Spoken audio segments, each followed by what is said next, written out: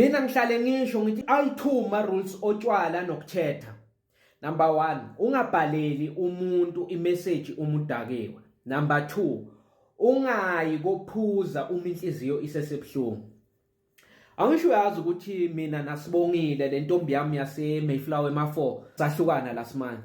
Yeah, so last Friday ngihambile ngaye endaweni ngayokuthela. Ngabxuva bathi abavala ngahamba ngaye ekhaya. Mangifika ekhaya ngabo 12 buthi utwala fonela umuntu osenhlizweni umtshele ukuthi uyamthanda. Ngithatha ifoni yami ngifonele Sibongile.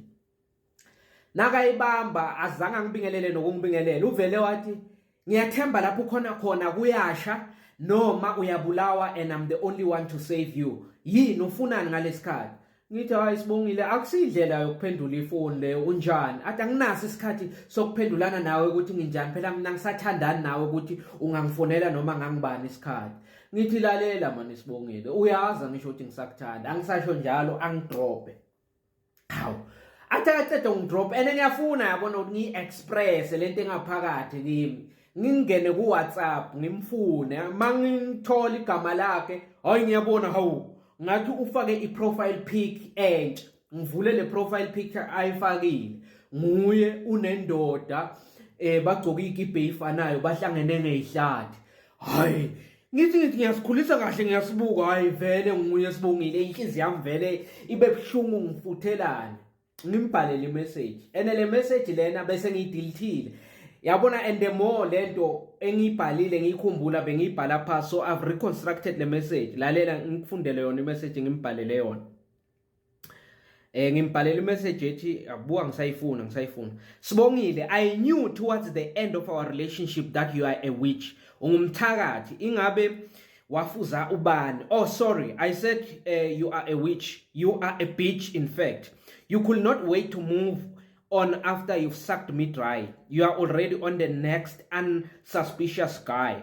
Predator. You are wild. Ngamthumelela yona.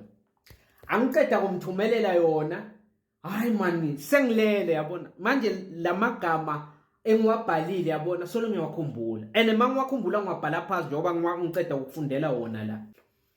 Hethi ngithi hayi yabona lento engibhalele yona wrong phela how can I say into enjena kumuntu engithandane naye for more than a year ngiye ku WhatsApp ngifuna ukudelete le message angisho mawudelete message ebese uyithumelile kunika ama option ayi3 delete for everyone delete for me cancel angazi kube ngutshwala noma yini ngakhetha udelete for me ay after delete only for me afake message ebhalwe ukuthi I don't regret breaking up with you yabona ngingene ku Google ngathi how to unsay something you already said how do you unsend a message already sent how do you delete a message that you already deleted and yeah